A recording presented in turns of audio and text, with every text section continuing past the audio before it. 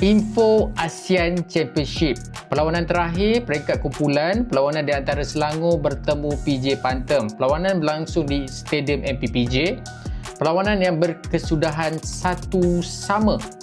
Perlawanan yang terakhir ni sebenarnya amat mendebarkan tuan-tuan, memandangkan Selangor bertemu dengan PJ Panterm yang semua tahu PJ Panterm ni pasukan daripada Thailand yang bukan biasa-biasa. Banyak pemain-pemain utama daripada Thailand, sebagai contoh Krisada Kaman, Chanatip, even kita ada pemain striker daripada Singapura, Ehsan Fandi. Sedikit recap untuk perlawanan Selangor bertemu PJ Panterm ni. Untuk separuh masa pertama, seperti biasa, Selangor turun dengan taktikal lebih bertahan dan menanti masa yang sesuai untuk melakukan counter attack. Memang betul penguasaan bola lebih kepada PJ Panterm. Selangor kalau pegang bola pun, bola tu dia akan rotate dekat back 4 tu je.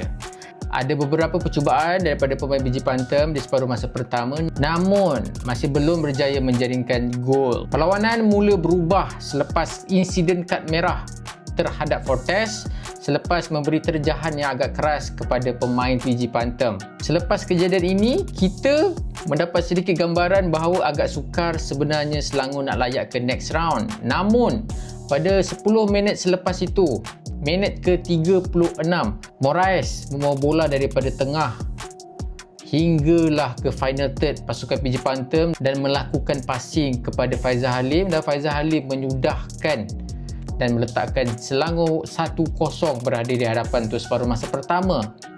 Masuk je separuh masa kedua, Selangor total defend. Park bas, park lori, kereta kebal, segala apa dia parking situ memang untuk bertahan, sebab Selangor kalau tak menang kena seri.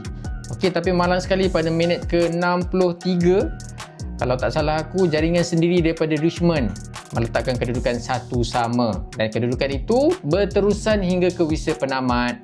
Dengan keputusan seri itu sah, dua pasukan daripada grup A, Buriram United dan juga Selangor FC, layak ke pusingan seterusnya.